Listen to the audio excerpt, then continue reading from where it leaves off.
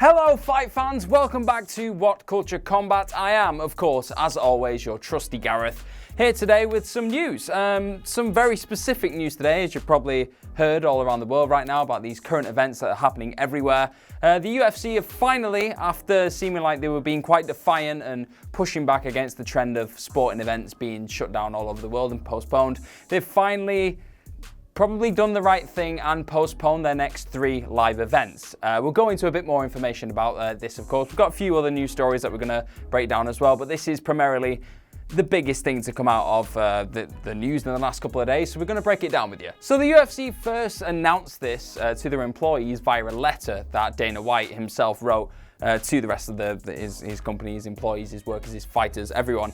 And we're going to go into that in a little bit of detail and mention a few things from that letter as we go on. But as of this moment, the March 21st, March 28th and April 11th events going forward will not be happening. They've been postponed indefinitely. So we're not going to get UFC London's main event of Tyrone Woodley taking on Leon Edwards, which already looked incredibly unlikely because Leon Edwards couldn't actually fly over to America because of the current travel restrictions. But potentially we were going to have Colby Covington maybe taking on Tyrone Woodley. That looks to be scrapped now.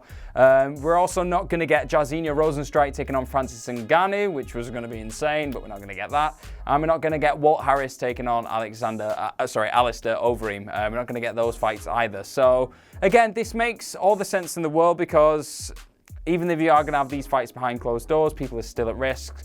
You got to think of these fighters' well-being, really. They're putting everything out on the line already. The weight cuts, they're having to drop a lot of weight, making their immune systems drop in incredible amounts and putting themselves in serious risk just to fight, which they normally do anyway. But with this current situation, these current events that are happening all over the world, it just doesn't, it's not worth doing. So as of this moment, all of those fights look to have been cancelled, which is what it is. Let me know what you think about that in the comment section below.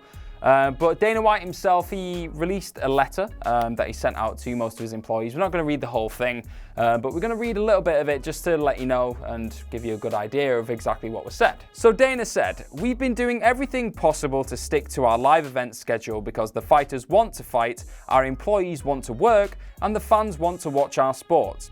We did everything we could to relocate with our next 3 events, London, Columbus and Portland.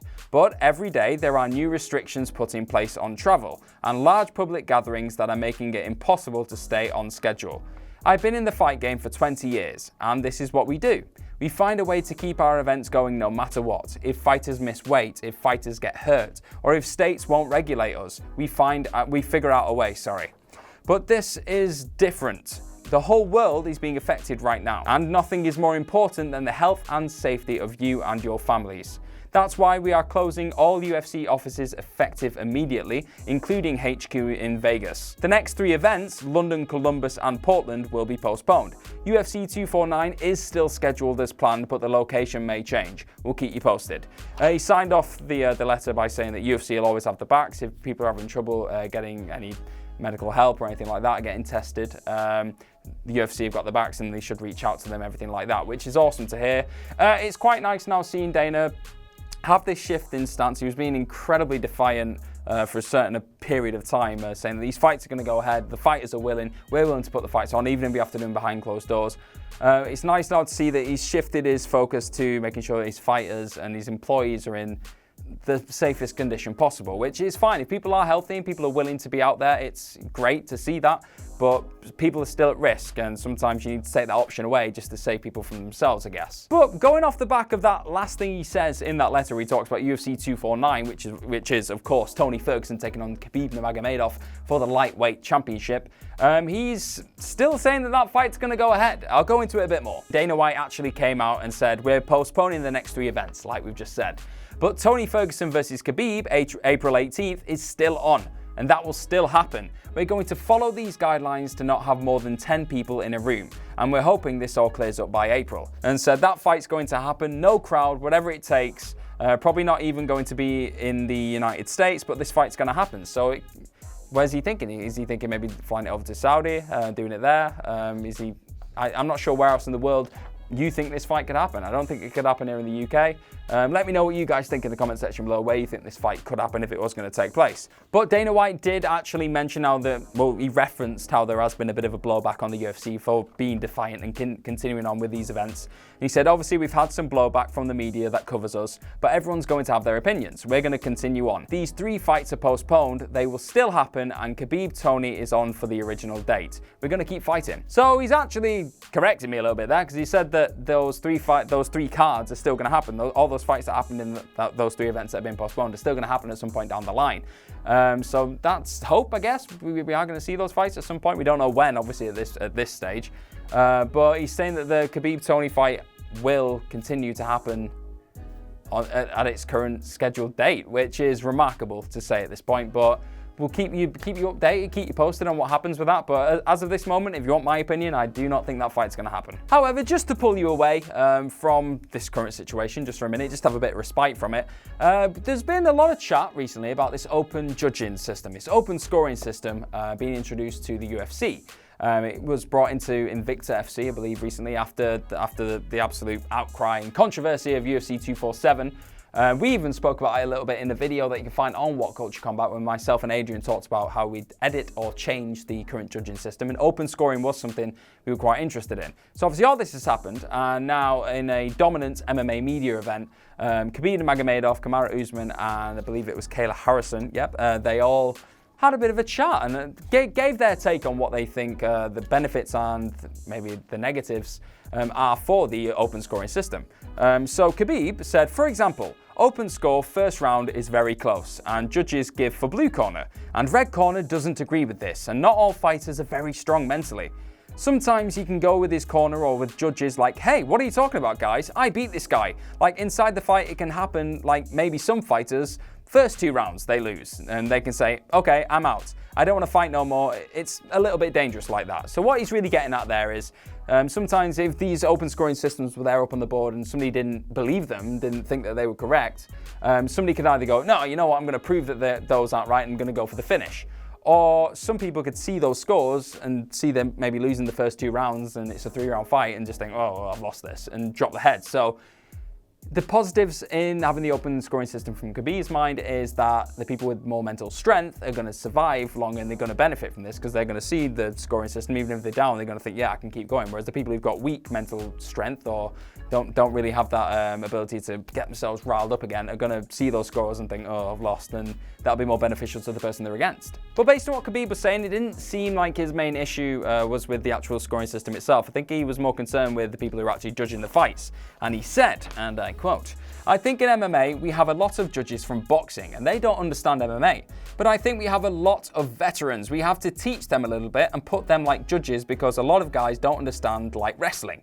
They don't understand grappling. They don't understand clinch. They know only like boxing. And that's why I think we have to bring a lot of veterans and like MMA veterans who understand MMA. Again, something myself and Adrian mentioned in that video that you should really go and check. It's quite a good discussion where we said that they should bring in MMA veterans and judges who understand the complexities of the MMA game. It's a well-rounded game. It's not just striking. It's not just grappling. It's not just wrestling. It's all these things together. You need a couple of people on that judging bench, on that sideline, just understanding exactly the nuances of every single fight. Not that, oh, that guy got outstruck in that round, that fight, that contest, so he wins the fight.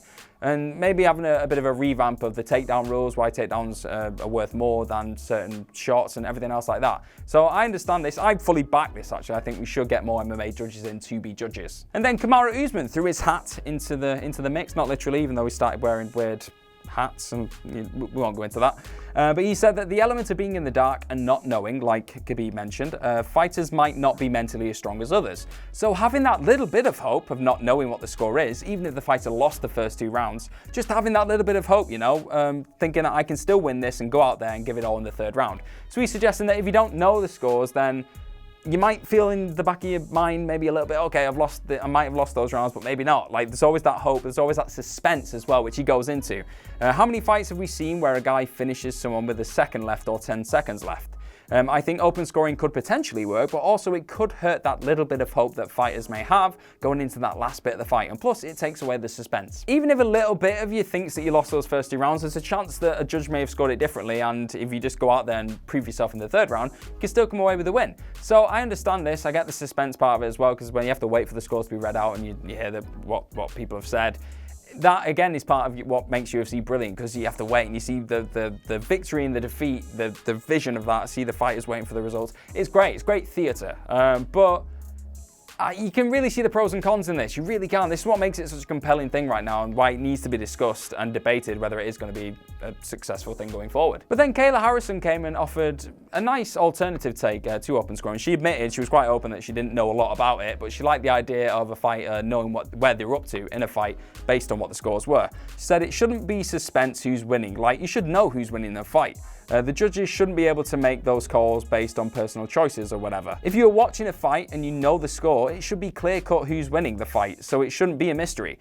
I mean, how many times have you been watching a fight and you're thinking that one guy is winning, and then all of a sudden the judges pull out the scorecard and you're like, what? I never saw that coming. That should totally be eliminated from the sport. I don't know if open scoring is the way to do it, but that drives me nuts. Drives me nuts too, Kayla. It's one of those things, you watch that many fights, like she said, where you're thinking, all right, that person's quite clearly winning this fight, that's happening. And it gets the decision at the end, and you see what some of the judges have put, and you're thinking, how has that happened? Maybe if you have the open scoring system and you see what people are putting as you go, it's not going to be much of a surprise then to see that a judge is scoring a fight a certain way.